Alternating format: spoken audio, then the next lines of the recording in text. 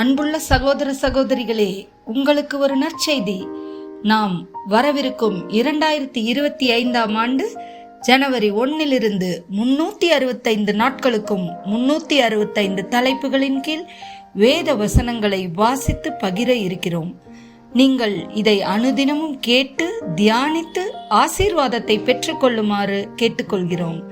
அது மட்டுமல்ல, இதை சப்ஸ்கிரைப் செய்து உங்கள் நண்பர்களிடமும் பகிர்ந்து கொள்ளுமாறு அன்புடன் கேட்டுக்கொள்கிறோம். நன்றி.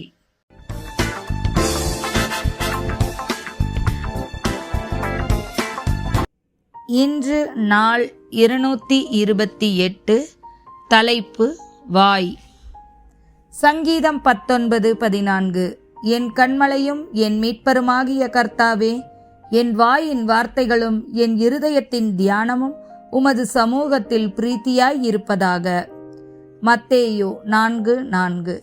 அவர் பிரதியுத்தரமாக, மனுஷன் அப்பத்தினாலே மாத்திரமல்ல, தேவனுடைய வாயிலிருந்து புறப்படுகிற ஒவ்வொரு வார்த்தையினாலும் பிழைப்பான் என்று எழுதியிருக்கிறதே என்றார். எபேசியர் 4:29. கெட்ட வார்த்தை ஒன்றும் உங்கள் வாயிலிருந்து புறப்பட வேண்டாம். பக்தி விருத்திக்கேதுவான நல்ல வார்த்தை உண்டானால் அதையே கேட்கிறவர்களுக்கு பிரயோஜனம் உண்டாகும்படி பேசுங்கள். சங்கீதம் 141:3. கர்த்தாவே, என் வாய்க்கு காவல் வையும், என் உதடுகளின் வாசலை காத்துக்கொள்ளும். நீதிமொழிகள் 13:3.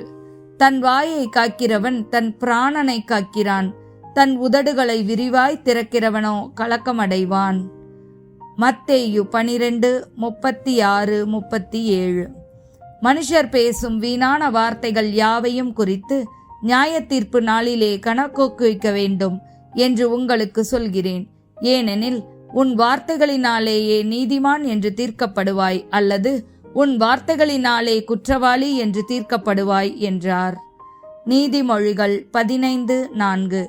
ஆரோக்கியமுள்ள நாவு ஜீவ விருட்சம், நாவின் மாறுபாடோ ஆவியை நொறுக்கும். யாக்கோபு 1:19. ஆகையால் என் பிரியமான சகோதரரே, யாவரும் கேட்கிறதற்கு தீவிரமாயும், பேசுகிறதற்கு பொறுமையாயும், கோபிக்கிறதற்கு தாமதமாயும் இருக்க கடவர்கள். ஆமேன்.